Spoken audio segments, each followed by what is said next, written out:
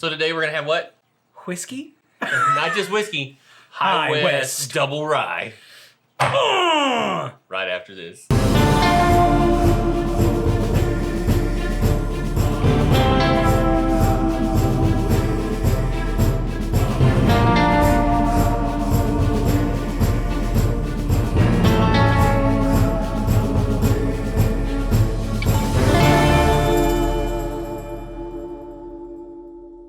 My name is Jeff. And I'm Zane. And this is Grogu. That's right. Today we have a little special guest. It was May the 4th this week. That's right. So of course, Grogu decided to stay with us all week long. That's right, because we're in our Star Wars regalia going on right now. That's right. And magically, I'm still wearing the same shirt.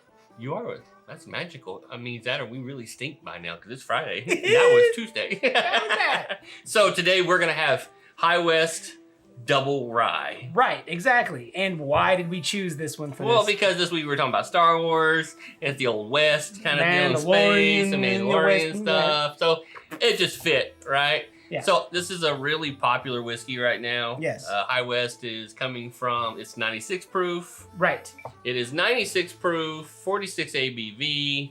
It is coming from Utah. The land of the Utes. It is interesting, and they get two different mash bills for this. So they're getting a mash bill that's made in MGP in Indiana, and they distill that in a column still. MGP. And then, actually, they're doing their own version of a rye over at High West in a pot still. That's actually kind of cool. So they blend it together, and they said this is somewhere between 2 to 7 year whiskey. Now, I know you can't see it probably on screen, but this bottle's kind of neat. It's got like little bubbles in it, right? In the glass. It's really neat. It's flecked up. Yeah. Yeah, it's really nice. It's something just really neat and fancy. It actually looks like old school, like you'd expect. Yeah, right? Like an Old West bottle. No, now, it's got a seam in it, so I don't know how old school that is. Yeah, but all right. Oh, no. I'm going to pour this puppy. Pour it. So, I mean, we're looking at some notes, right? I mean, this is going to be the nose of what we're looking at. Before I say the nose, let's smell it. Oh, what am I catching? I don't want you to... I know what you're Dill, probably catching. mother-loving pickles. Okay, so as you guys know, generally there's some people who pick up dill with any rye, no matter what it is. I don't pick it up with every rye. Just half. No, it's actually, I think it's those that are more rye than others. Oh, that might be a point. Now, rye. This is more than likely a 95% rye. Yeah. 5% malted barley, so. All right, so the nose on this, you should get mint, clove. Oh, yeah. Cinnamon, licorice root, pine nuts, dark chocolate, and some gin botanicals. Now, I will say the first thing I can see is the botanicals, yeah, right? I got that. I mean, it's like right there. I mean, it's very herbal. Now, the mint, I can say why is because the things I smell, the pickle smell. You think it's mint? It's actually probably the mint. Now, the flavor is pickles. All right, let's try this, then I'll tell you the palate for this puppy. Okay. Now, I'm going to be honest. That's pretty good. No, it does not taste bad. It does have a lot of what I would call that pickle flavor without actually being pickles. I mean, it's not like you're drinking pickle juice, but... No, it's not like you're drinking out of a pickle jar. But it's that herbal earthiness or whatever. I do get the mint.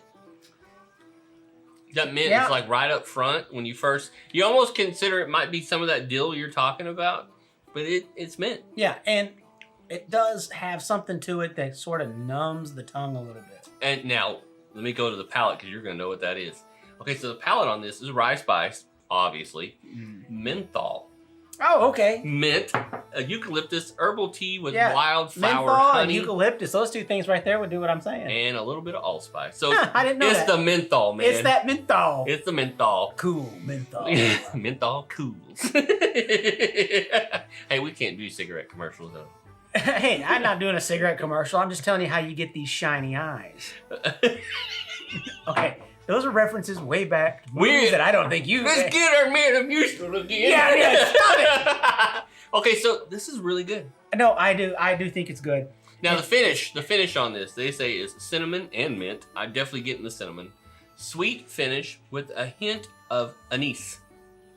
Not your niece, my niece. Yeah, no, but so which is kind of a licorice thing, right? No joke. The anise is maybe there.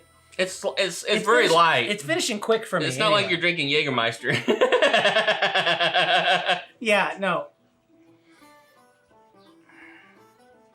I'm gonna be honest. It's not like we're drinking absinthe either, you know. But I feel like this kind of whiskey makes you want to just sit back on the patio and just sip it all day and smoke a cigar. Yes, if you really think about it, you can get that herbal tea that they're talking about in there. It's actually rather confusing because there's so much going on in the glass. This is a really complicated rye whiskey. That's interesting, in that it's hard to put your.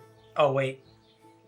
Okay, I got really strong mint just then. All right, I'm gonna let this sit for a second. Yeah, okay. I'm gonna come back to this. Sounds good. So the neat thing about High West is clearly they're another craft distillery that started back up. Yeah. Coming out of Utah. It is neat. They put their batch number on here.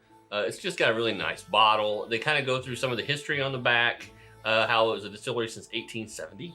Oh, and so they talk about a little bit about the distillery itself. I suspect the distillery is not big enough yet to produce its own rye only. Yeah, that's probably why they go. Which is why they're buying from MGP. Yeah, MGP. And MGP does tend to carry a lot of whiskey for a lot of craft distilleries. They make whiskey. Now, they won't tell you exactly how they're blending or what their blend is of that. They're being kind of secretive about that. But, you know, they're still upfront and honest that they're buying it from MGP. Yeah, no, but again, like you said, they're adding their own pot still mix to it and making it their own.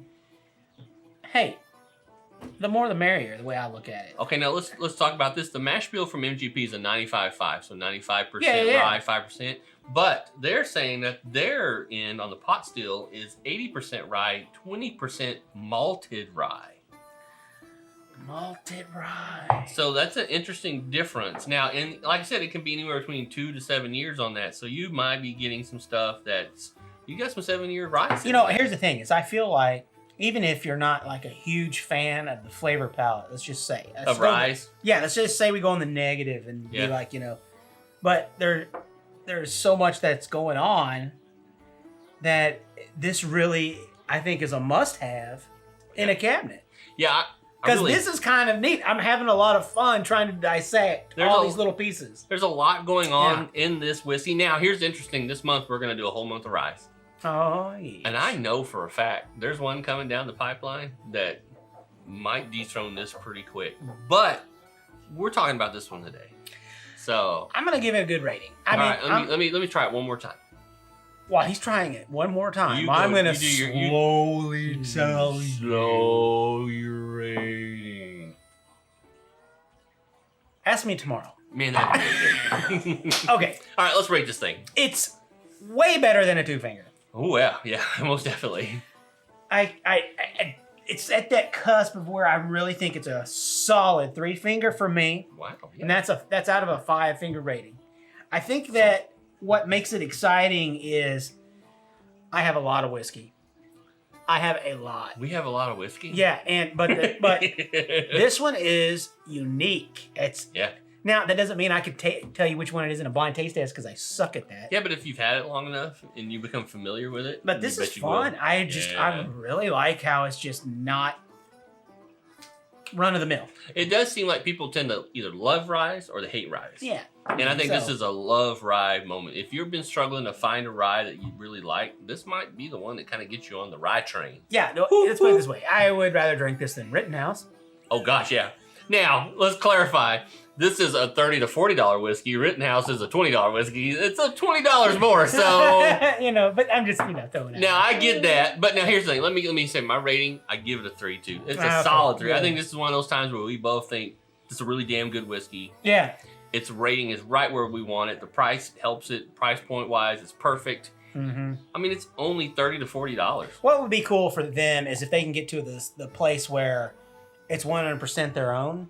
Yeah, but would that not change the flavor? It might, but at the same time, I hope that they get the success to be able to choose the path they want. Maybe they don't want to do that. Now, they do produce a unicorn, which is the Midsummer's Night Dream.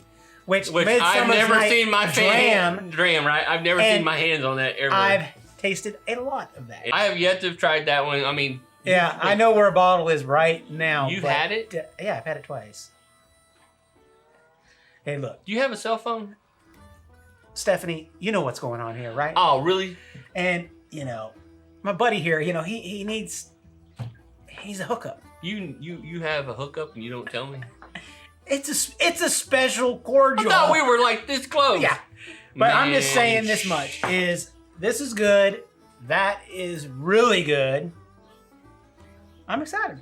Yeah, I'm excited too. Maybe I have to pick this bottle up. I still say you should buy this bottle, but in the meantime, you guys continue to be cool this week, and we will see you next week for another whiskey review. Yeah. Until then, cheers, guys. Be Cheers. safe.